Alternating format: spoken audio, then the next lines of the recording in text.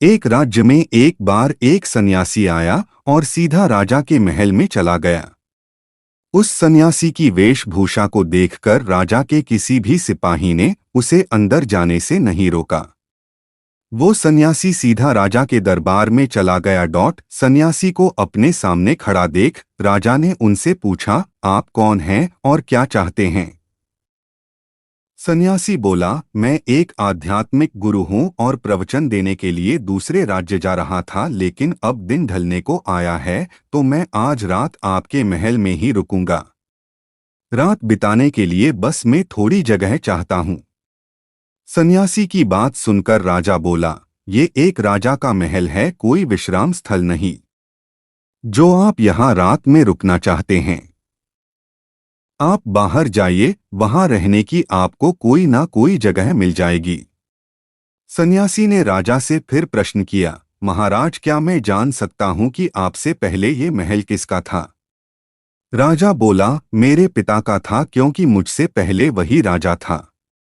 सन्यासी ने फिर प्रश्न किया, अच्छा तो अब आपके पिताजी कहाँ हैं? राजा बोला, अब वो इस दुनिया में नहीं रहे, उन्हीं के बाद तो मैं राजा बना। अच्छा, आपके पिता से पहले ये महल किसका था? सन्यासी ने फिर से प्रश्न पूछा।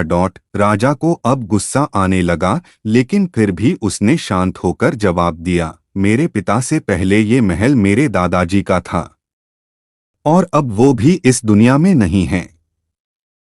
अब सन्यासी बोला, ये जगह जो ना कल तुम्हारी थी और ना ही तुम्हारे जाने के बाद ये किसी और की होगी। इस संसार में लोग कुछ ही समय रह पाते हैं और फिर चले जाते हैं। जहां हम अपना समय बिताते हैं वही हमारा विश्राम स्थल है।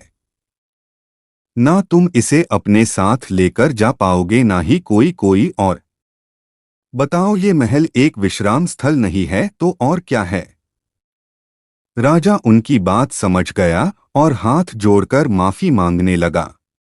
उसने सन्यासी को रुकने को जगह दे दी।